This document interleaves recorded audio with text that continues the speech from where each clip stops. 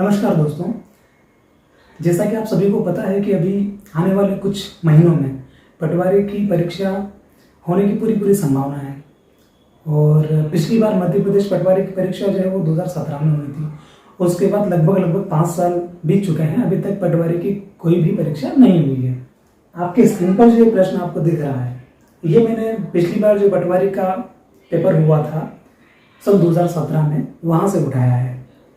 और ख़ास बात यह है कि इस प्रकार के प्रश्न लगभग हर शिफ्ट के हर पेपर में पूछे गए हैं। कोई सा भी पेपर उठा के देख लो, इस प्रकार का अपने को प्रश्न जरूर मिलेगा, एटलीस्ट एक तो मिलेगा ही मिलेगा। और ध्यान देने वाली बात यह है कि ये जो मैंने प्रश्न पत्र उठाया है, ये जो प्रश्न मैंने उठाया है, ये प्रश्न 15 दिसंबर की जो 2017 में परीक्षा हुई थी उसकी दूसरी पाली का है, मतलब कि सेकंड शिफ्ट का पेपर है और उसमें ये प्रश्न है। ध्यान देने वाली बात यह है कि ऐसे प्रश्न 3 पूछे हैं। इसी पैटर्न पर आधारित प्रश्न है और ऐसे प्रश्न कितने हैं? 3 प्रश्न इस प्रकार के हैं और सेम पैटर्न फॉलो करना है, सेम तरीका अपनाना है और आंसर लाना है।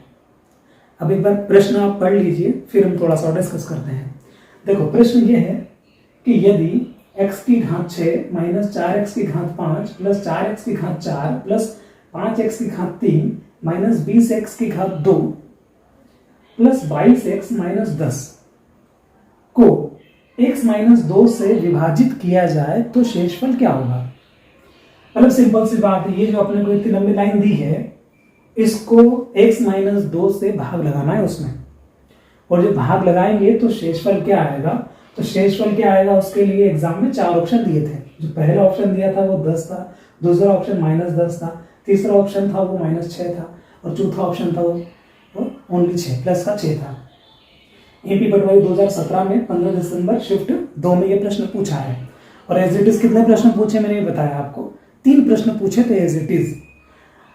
अब एक और खास बात ये है कि शायद आप जानते होंगे कि पटवारी की परीक्षा जो होती है उसमें गणित 20 नंबर की आती है। मतलब मैथ्स का पेपर कितने नंबर का आता है? 20 नंबर का पेपर आता है। पूरा पेपर कितने नंबर का होता है? पूरा पेपर 100 नंबर का होता है, उसमें से 20 नंबर की मैथ्स होती है। अब आप सोचिए कि जो 20 नंबर की जो मैथ्स पूछी है उसमें से 3 क्वेश्चन तो यही है। मतलब कि अगर आपको ये क्वेश्चन आता है कि इसको कैसे करना है तो 3 नंबर तो आपके वैसे ही पक्के थे।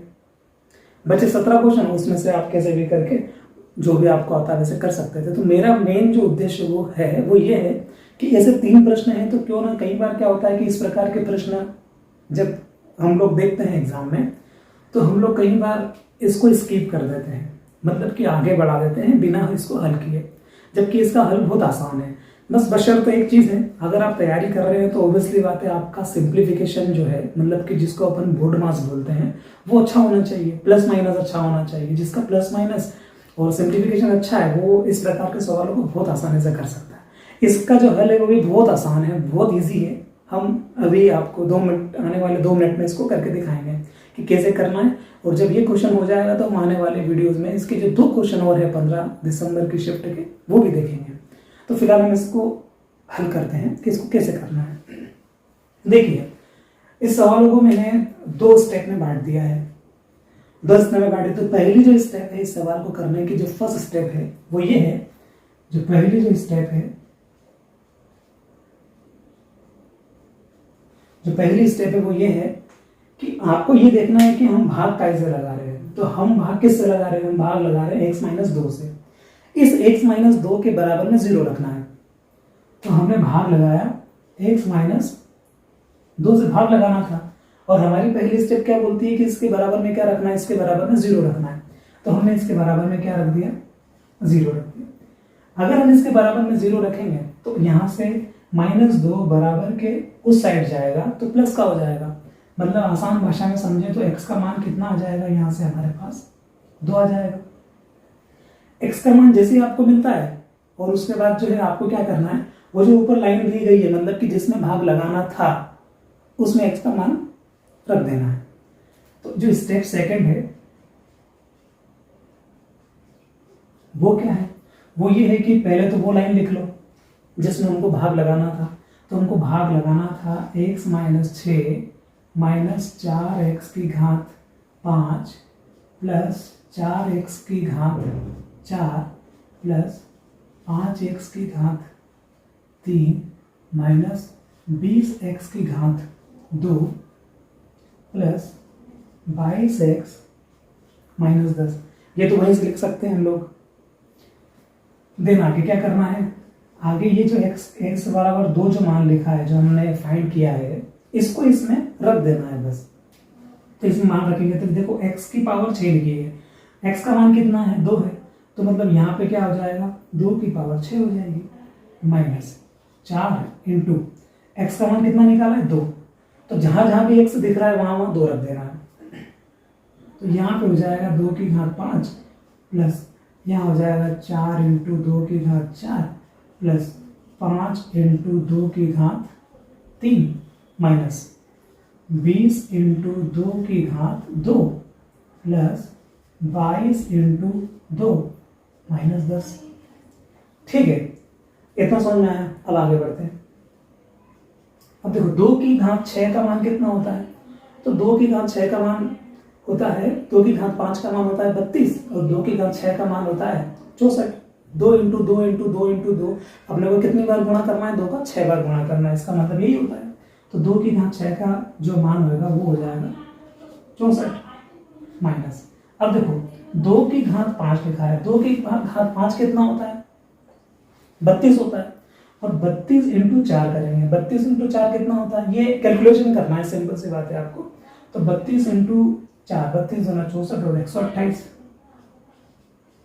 ये 128 आ जाएगा। ये सॉल्व कर लिया हमने। अब प्लस, ये प्लस आ गया, 4 इंटू 2 की घात 4, 2 की घात 4 कितना होगा, 2 की घात 4 होगा 16, और इसका मान 16 और 16 चो कितना होगा 64, तो यहाँ पे आ जाएगा 64। ठीक है, प्लस 2 की घात 2, 5 इंटू 2 की घात 3 लिखा है, तो 2 की घात 3 कितना होता है, 2 की घात 3 का मतलब तो 8 होता है, और 8 में किसका गुणा करना है, 8 में गुणा करना है हमको 5 का, तो 8 बजे कितना होता है 40, तो यहाँ पे आ जाएगा 40 माइनस, अब देखिए 20 इंटू 2 की घात 2, 2 की घात 2 मतलब कितना, 2 की घात 2 मतलब 4, और 20 इंटू 4 कर देंगे तो 20 कितना होगा 80 होगा, तो यहाँ पे आ जाएगा 80 प्लस 22 इंटू 2 कितना होगा, 22 जो 44 होता है, तो ये 44 हो गया माइनस 10।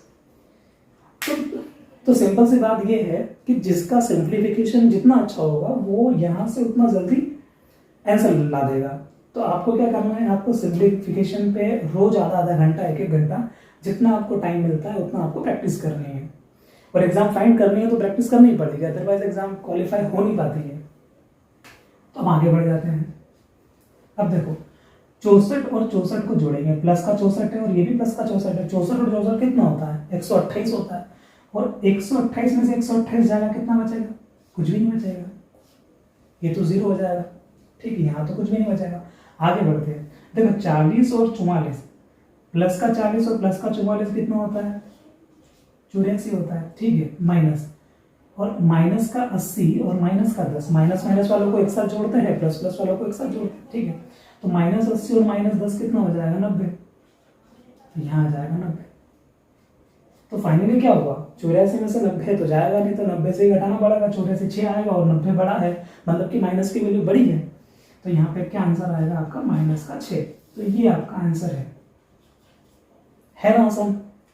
अब इसमें ध्यान देने वाली बात ये है, एक और जो मोस्ट आईएमपी चीज है कि आपको जो है ऐसे क्वेश्चनों को करने के लिए क्या चीज पता होनी चाहिए, जो इस सवाल की बेसिक्स है, जो बेसिक है वो क्या क्या है कि एक तो आपको ये पता होना चाहिए कि 2 की घात 2 क्या होता है, 2 की घात 3 क्या होता है, 2 की घात 4 क्या होता है, 2 की घात 5 क्या होता है, और 2 की घात 6 क्या होता है।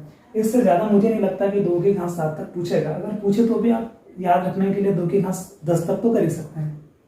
और क्या पता होना चाहिए, और ये पता होना चाहिए कि 3 की घात 2 कितना होता है, 3 की घात 3 कितना होता है, 3 की घात 4 कितना होता है, 3 की घात 5, 3 की घात 6। अच्छा, तो आप सोच रहे होंगे कि 2 का तो लिखा है क्योंकि यहाँ पर 2 था, लेकिन ये 3 क्यों लिखा है। देखो अभी तक मैंने पटवारी की जो परीक्षा हुई थी 2017 वाली, उसमें जितने भी प्रश्न देखे हैं उन प्रश्नों में क्या है, उन प्रश्नों में या तो ये बोला गया था क्वेश्चन में कि x - 2 से भाग लगाओ, या ये बोला गया था कि x प्लस 2 से भाग लगाओ, या ये बोला गया था कि x माइनस 3 से भाग लगाओ, या ये बोला गया था कि x प्लस 3 से भाग लगाओ। सिंपल सी बात है कि या तो यहाँ पे 2 रहेगा या यहाँ पे 3 रहेगा।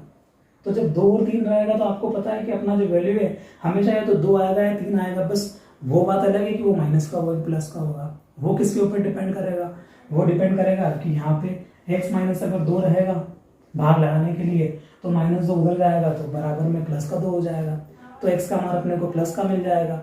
और अगर यहाँ पे x प्लस 2 होता तो जब प्लस का मान बराबर के उधर जाता है तो काय का बन जाता है, प्लस माइनस में बनता है। तो यहाँ पे अपने को x प्लस 2 का में मिलके x माइनस 2 का मिलता। इसलिए वो डिपेंड नहीं करता है कि वो माइनस है कि प्लस है, वो फिर सिंप्लीफिकेशन वाली बात में डिपेंड करेगा। बट फिलहाल अगर ये चीज अपने को फटाफट से याद होगी तो सिर्फ वैल्यू पुट करना है।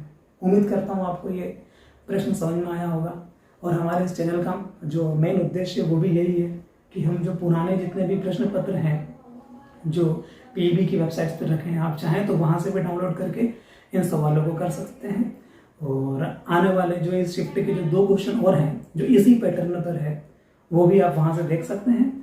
और उन प्रश्नों को हम हमारे अगले वीडियो में लेके आपके सामने आएंगे। धन्यवाद।